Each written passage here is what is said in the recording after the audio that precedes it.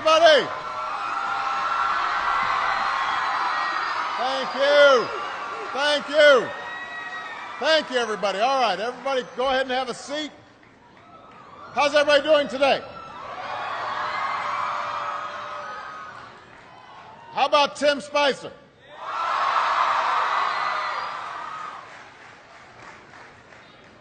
I am here with students at Wakefield High School in Arlington, Virginia, and we've got students tuning in from all across America, from kindergarten through 12th grade.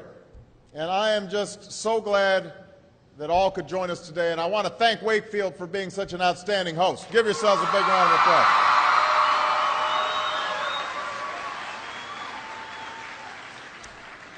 Now, I know that for many of you, today is the first day of school.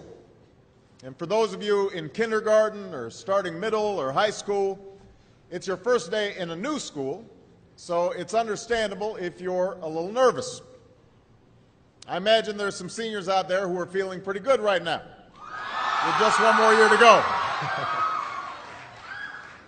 And no matter what grade you're in, some of you are probably wishing it were still summer, and you could have stayed in bed just a little bit longer this morning. I know that feeling. When I was young, my family lived overseas. I lived in Indonesia for a few years. And my mother, she didn't have the money to send me where all the American kids went to school. But she thought it was important for me to keep up with an American education. So she decided to teach me extra lessons herself, Monday through Friday, but because she had to go to work, the only time she could do it was at 4:30 in the morning. Now, as you might imagine, I wasn't too happy about getting up that early. And a lot of times I'd fall asleep right there at the kitchen table. But whenever I'd complain, my mother would just give me one of those looks and she'd say, "This is no picnic for me either, Buster." So I know that some of you are still adjusting to being back at school, but I'm here today because I have something important to discuss with you. I'm here because I want to talk with you about your education and what's expected of all of you in this new school year. Now, I've given a lot of speeches about education, and I've talked about responsibility a lot. I've talked about teachers' responsibility for inspiring students and pushing you to learn. I've talked about your parents' responsibility for making sure you stay on track and you get your homework done and don't spend every waking hour in front of the TV or with the Xbox. I've talked a lot about your government's responsibility for setting high standards and supporting teachers and principals and turning around schools that aren't working, where students aren't getting the opportunities that they deserve.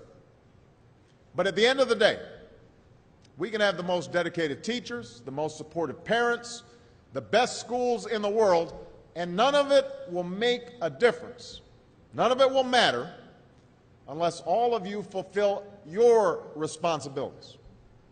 Unless you show up to those schools, unless you pay attention to those teachers, unless you listen to your parents and grandparents and other adults and put in the hard work it takes to succeed. And that's what I want to focus on today, the responsibility each of you has for your education. I want to start with the responsibility you have to yourself. Every single one of you has something that you're good at. Every single one of you has something to offer. And you have a responsibility to yourself to discover what that is. That's the opportunity an education can provide. Maybe you could be a great writer, maybe even good enough to write a book or articles in a newspaper, but you might not know it until you write that English paper, that English class paper that's assigned to you. Maybe you could be an innovator or an inventor, maybe even good enough to come up with the next iPhone or the new medicine or vaccine, but you might not know it until you do your project for your science class.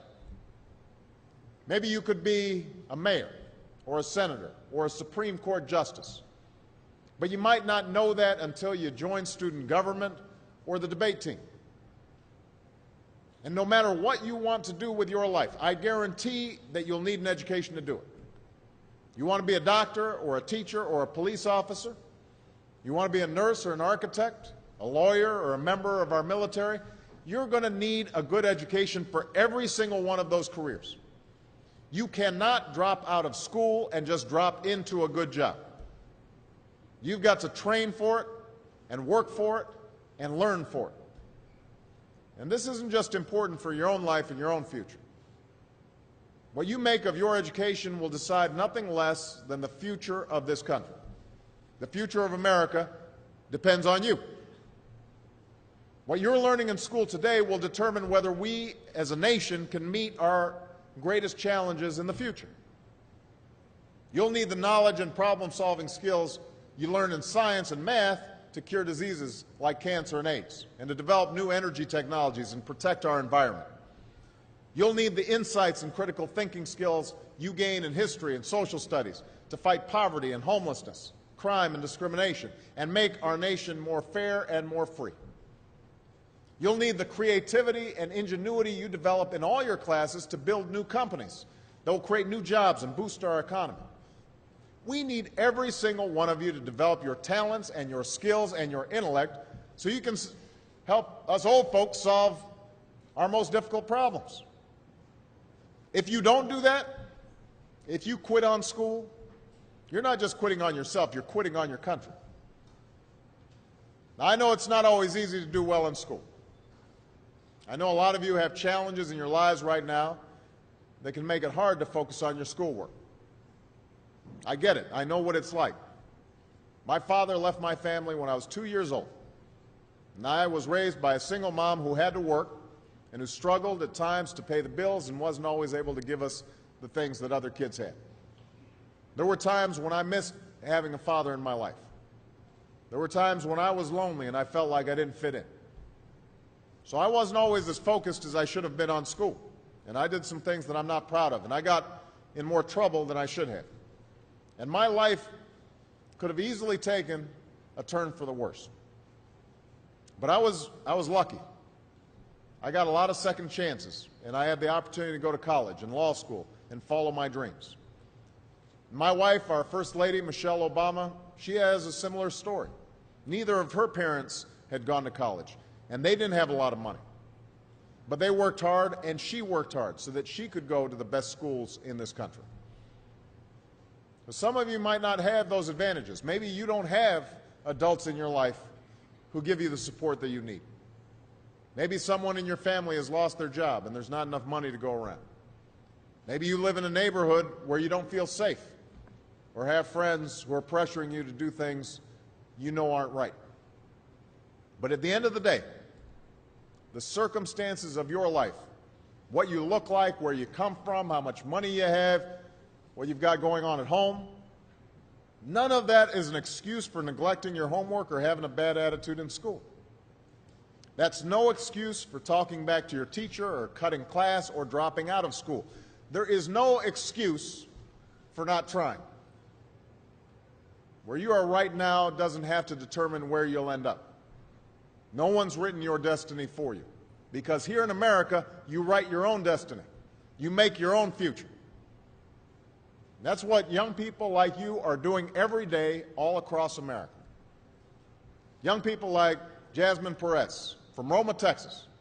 Jasmine didn't speak English when she first started school. Neither of her parents had gone to college. But she worked hard, earned good grades, and got a scholarship to Brown University, as now in graduate school studying public health, on her way to becoming Dr. Jasmine Perez. I'm thinking about Andoni Schultz from Los Altos, California, who's fought brain cancer since he was 3. He's had to endure all sorts of treatments and surgeries, one of which affected his memory, so it took him much longer, hundreds of extra hours, to do his schoolwork. But he never fell behind. He's headed to college this fall. And then there's Chantel Steve from my hometown of Chicago, Illinois. Even when bouncing from foster home to foster home in the toughest neighborhoods in the city, she managed to get a job at a local health care center, start a program to keep young people out of gangs, and she's on track to graduate high school with honors and go on to college. And Jasmine, Andoni, and Chantel aren't any different from any of you. They face challenges in their lives just like you do. In some cases, they've got it a lot worse off than many of you. But they refuse to give up. They chose to take responsibility for their lives, for their education, and set goals for themselves. And I expect all of you to do the same. That's why today I'm calling on each of you to set your own goals for your education and do everything you can to meet them. Your goal can be something as simple as doing all your homework, paying attention in class, or spending some time each day reading a book. Maybe you'll decide to get involved in an extracurricular activity or volunteer in your community. Maybe you'll decide to stand up for kids who are being teased or bullied because of who they are or how they look. Because you believe, like I do, that all young people deserve a safe environment to study and learn. Maybe you'll decide to take better care of yourself so you can be more ready to learn. And along those lines, by the way, I hope all of you are washing your hands a lot and that you stay home from school when you don't feel well so we can keep people from getting the flu this fall and winter. But whatever you resolve to do, I want you to commit to it. I want you to really work at it. I know that sometimes you get that sense from TV that you can be rich and successful without any hard work, that your ticket to success is through rapping or basketball or being a reality TV star. Chances are you're not going to be any of those things. The truth is, being successful is hard. You won't love every subject that you study. You won't click with every teacher that you have. Not every homework assignment will seem completely relevant to your life right at this minute.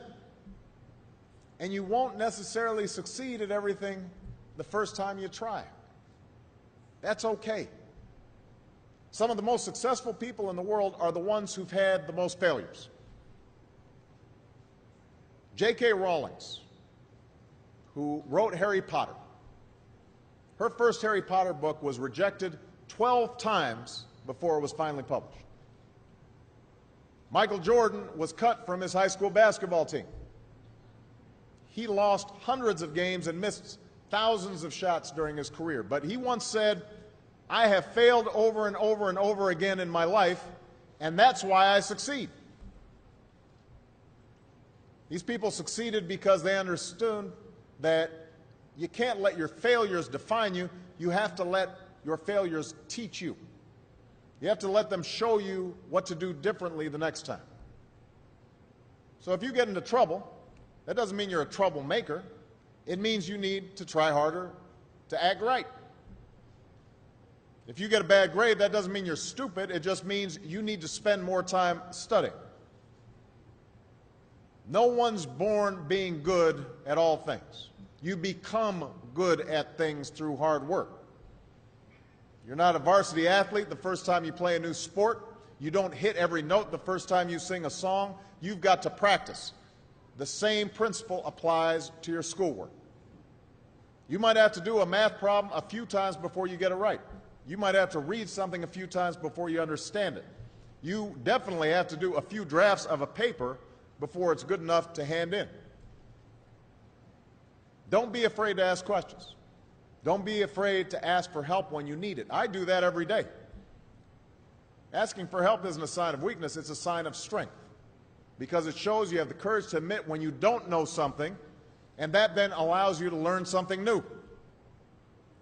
So find an adult that you trust, a parent, a grandparent, or a teacher, a coach, or a counselor, and ask them to help you stay on track to meet your goals. And even when you're struggling, even when you're discouraged, and you feel like other people have given up on you, don't ever give up on yourself. Because when you give up on yourself, you give up on your country. The story of America isn't about people who quit when things got tough.